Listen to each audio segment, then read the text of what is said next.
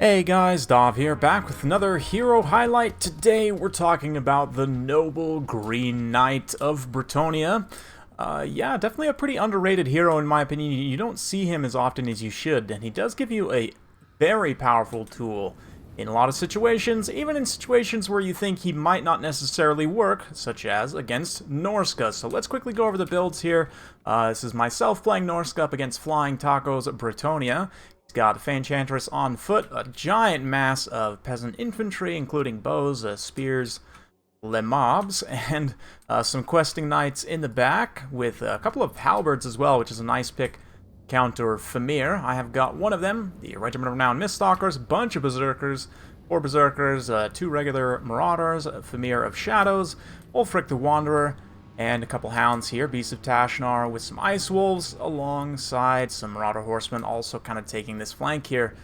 So yeah, the Green Knight, risky against Norsca, because they do have a decent amount of magic damage, but that being said, probably out of any ethereal unit, he's the one that can stand up to Norsca the best, considering their magic is all melee focused, and he himself is a crazy strong combatant. 60 attack, 50 defense, 85 charge bonus, 430 weapon damage with 280 AP. He's also got constant healing if he's in the forest, not that that matters on this map, but yeah, being ethereal, 75% physical resistance, also has this Dolores blade that he can use on himself. But meanwhile, back to the battle. I'm rushing forward. You can see disruption's not quite on point. I'm taking a lot of archer damage on these berserkers. We are starting to fold up this front line pretty quickly, but yeah, I also do cut my marauders a little bit there with that boat. Not the best, but that's okay.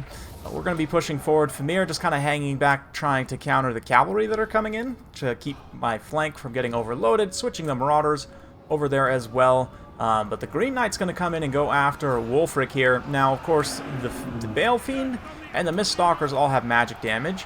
Wulfric does not baseline, so especially surrounded by questing knights like this, plus the Green Knight, this is a really bad engagement for Wulfric, so I'm going to pull him right out of there. A Pit of Shades, Overcast going to go down right here, catch these questing knights as they were fighting these berserkers here. They charged in. It's going to kind of catch the rear of their formation, and as they pull back through, they'll take even more damage there. This looks like the spears are going to run into that as well.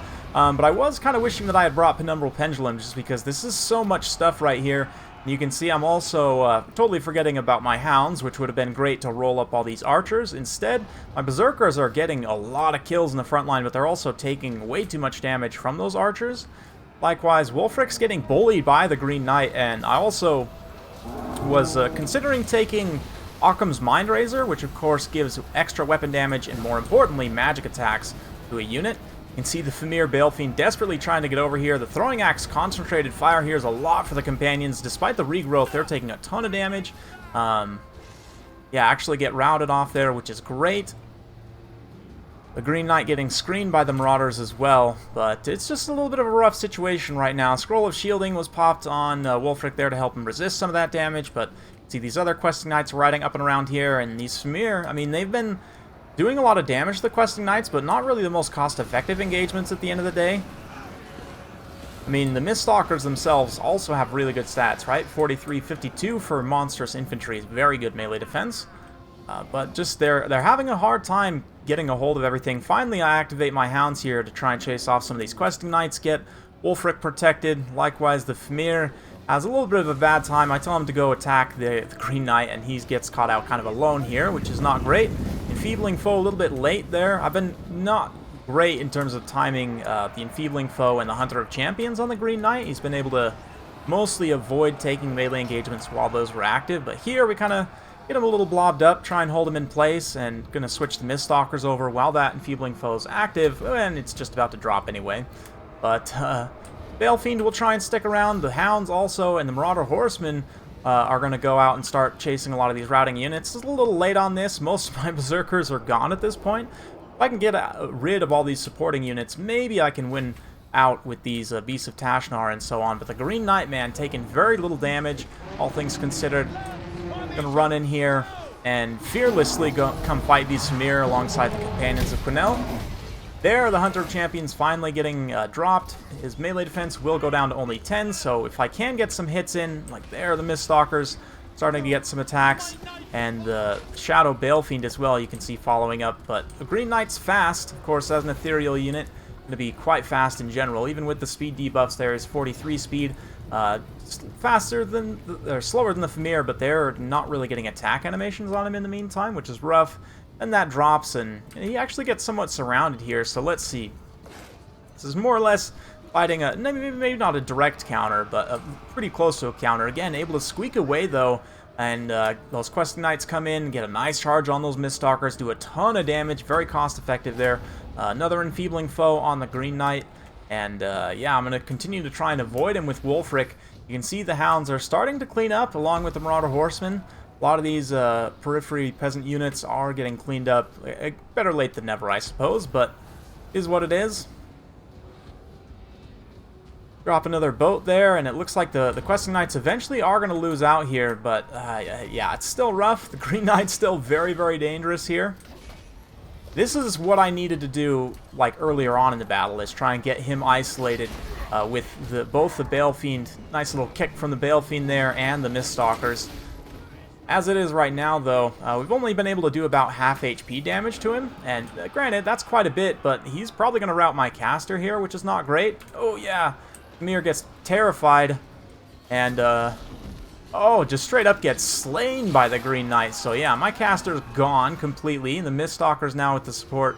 The Green Knight getting some support from Spears. And also, these Questing Knights, Beasts of Tashnar run in to try and keep the Miststalkers fighting, but they are done for. Only 5 unit models left, and they're gone. Likewise, Wulfric tried to come in and finish off the Enchantress, but she herself was able to withstand, get some attacks back, and actually rout Wulfric off, so really not a great situation for me. What was looking decently winnable all of a sudden is pretty much gone.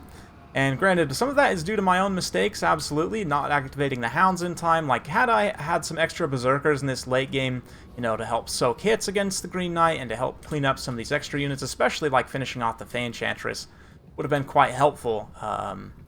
And just in general, having those extra supporting troops to help screen the Green Knight and kind of control his movements as well would have been good. So credit to Flying Taco, though. He played it very well and been able to keep the Green Knight, you know, avoiding too many bad engagements and primarily going after Wulfric there, just generating a ton of value. So pretty fun stuff. We're going to fast forward somewhat through this late game as I try my best to finish off as many units as I can. Balance of Power's definitely not in a place where I think I can win, but we're going to give it the best go we can. Wulfric is gone off the side of the field right there. That's, I mean, he's only got 41 HP left, so it's not like he was going to come back anyway. And we do have, like, these Beasts of Tashnar coming back, a handful of Marauder Horsemen. It ends up being very, very close at the end of the day. I do think that probably the Hound flank earlier to break up the Archers helped keep some of those Berserkers alive. Probably would have allowed me to win the battle. Again, it's not guaranteed. And Taco, of course, may have played things slightly differently had I done that, but great game regardless.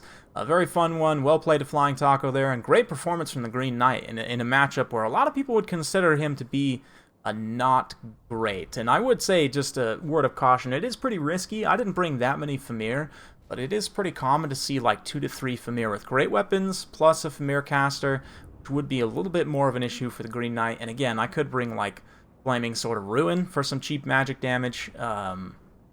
Is a decent enough spell in this matchup if you're going with like Skin Wolves, let's say, or yeah, like Occam's Mindrazor, like I said with that one. But just in general, the Green Knight, one of the biggest problems with ethereal units in general is their low combat stats. The Green Knight gets around that by just being an absolute Chad. So have a look here at Bretonnia.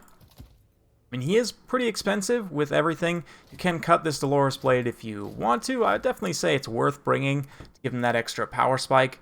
The Sacred Guardian thing is something that's situational at best. It's not a whole lot of healing, but if you can fight in the forest with him, he does have Strider as well, so he can do that quite well with a little bit of extra healing. But just kind of comparing, there's not really another great ethereal character, right? Because the only other ethereal characters are, I mean, I guess you have the Damned Paladin, right? Which is literally just a Paladin. And if we compare, I guess these two are interesting to compare, because the Green Knight's just literally better in every way, but I guess sort of comparable, right? In some ways. The only real, like, I guess ethereal hero is the Banshee, and the Banshees are also pretty good, but for different reasons. Their combat stats are not amazing. I mean, attack's okay at 40, but their weapon strength especially is pretty low. Lowish defense as well, and a lot less HP, 700 less HP. They are still pretty fast, though, for infantry, 60 speed. But the Green Knight at 84 speed with massive charge bonus as well, just a super scary combatant. Definitely not to be trifled with. Yeah, definitely, I would say probably the best ethereal unit in the game in general, even if you were to include like multi-model units like Cairn Wraiths and Hex Wraiths. Even like Sirens and stuff, I would say. The Green Knight overall, just because of his massive stat line, he will fare a lot better than a lot of these others. I mean, granted, Undead tend not to have the best stats to begin with, but even still, the fact that he's ethereal, has that physical resistance, can get away with a lot of stuff. That being said, his mass is a little bit of an issue. He can have a hard time disengaging from engagements if he gets fully surrounded. Like there, Flying Taco was able to do a really good job of, like, especially with the Famir in the late game, not letting him get surrounded. Super important. That way he can still pull out of engagements. Like, you always have to have a lane to be able to pull out of engagements with other high mass units, but you can stay on point with your micro, avoid the magic damage. He can be a very, very scary combatant, and again, in matchups where they may not bring a lot of magic damage, such as Vampire Coast is actually one. Surprisingly, they only have a handful of units, like Sirens, and he'll beat them in combat pretty convincingly. You've got your Shade Wraith Gunners, but you can kind of control them in some different ways, and they also have very low HP, so any units can really deal with them. You've got Spiteful Shot as a spell, but people tend not to bring Lore of Deeps here, just because Lore of Vampires is so good, right? This will give magic damage, not only for the missile attacks, but also for melee attacks, funny enough, even though it is just buffing accuracy there with stats. So you can use that even like if units fighting the Green Knight in melee. Again, you may not even have access to this Lore of Magic unless you're bringing Silostra. It's pretty uncommon. So some things to think about. Hopefully you guys enjoyed. If you do like this sort of content, be sure to like, subscribe, hit that bell notification button. Every time I upload a new video, you'll be notified. Thanks again for watching, and we'll see you next time.